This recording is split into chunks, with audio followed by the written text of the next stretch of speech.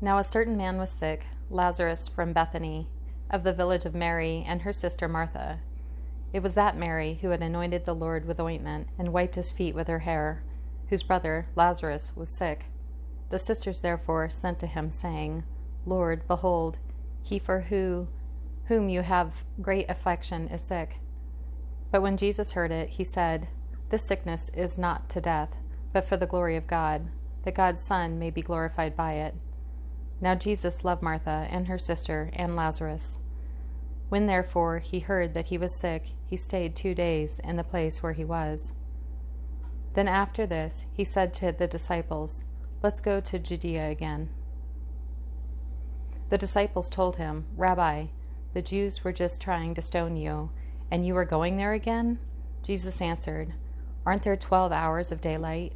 If a man walks in the day, he doesn't stumble, because he sees the light of this world. But if a man walks in the night, he stumbles, because the light isn't in him. He said these things, and after that he said to them, Our friend Lazarus has fallen asleep, but I am going so that I may awake him out of sleep. The disciples therefore said, Lord, if he has fallen asleep, he will recover. Now Jesus had spoken of his death, but they thought that he spoke of taking rest in sleep. So Jesus said to them plainly, Then, Lazarus is dead. I am glad for your sakes that I was not there, so that you may believe. Nevertheless, let's go to him.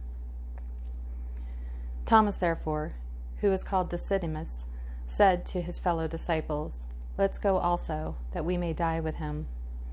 So when Jesus came, he found that he had been in the tomb 4 days already. Now Bethany was near Jerusalem, about 15 stadia away. Many of the Jews had joined the women around Martha and Mary to console them concerning their brother. Then when Martha heard that Jesus was coming, she went and met him, but Mary stayed in the house. Therefore Martha said to Jesus, Lord, if you would have been here, my brother wouldn't have died. Even now I know that whatever you ask of God, God will give you. Jesus said to her, Your brother will rise again.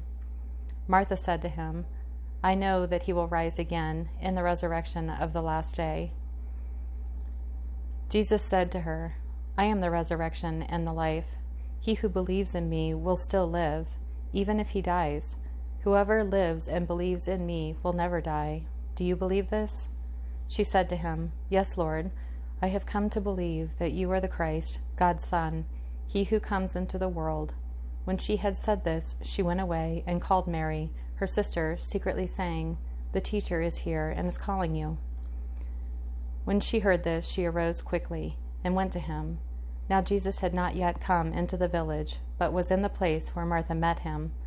Then the Jews who were with her in the house and were consoling her, when they saw Mary, that she rose up quickly and went out, followed her, saying, She is going to the tomb to weep there. Therefore, when Mary came to where Jesus was and saw him, she fell down at his feet, saying to him, Lord, if you would have been here, my brother wouldn't have died.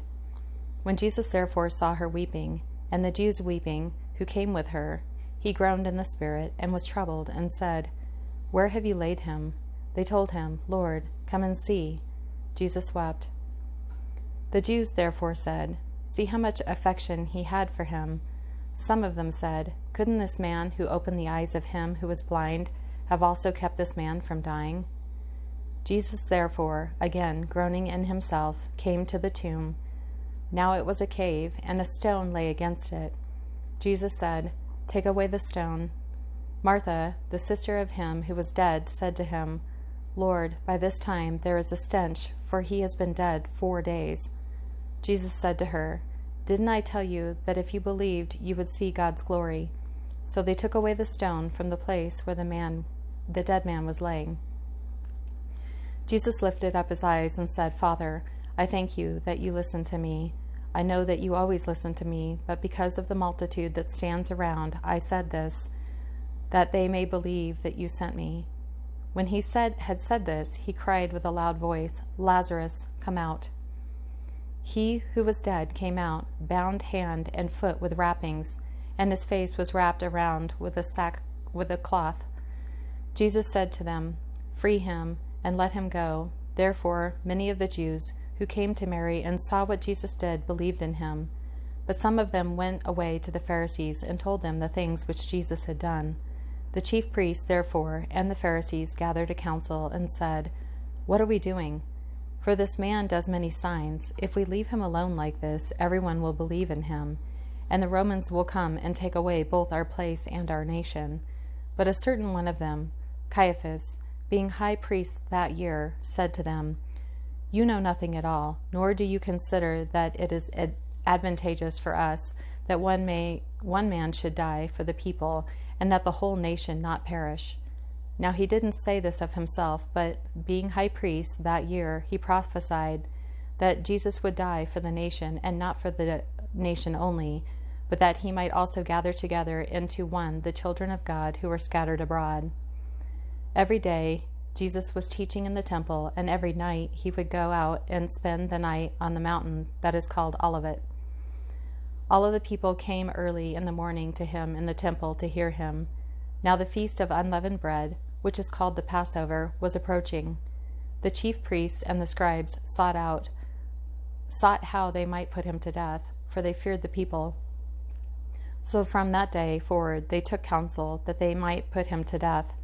Jesus therefore walked no more openly among the Jews, but departed from there into the country near the wilderness, to a city called Ephraim. He stayed there with his disciples.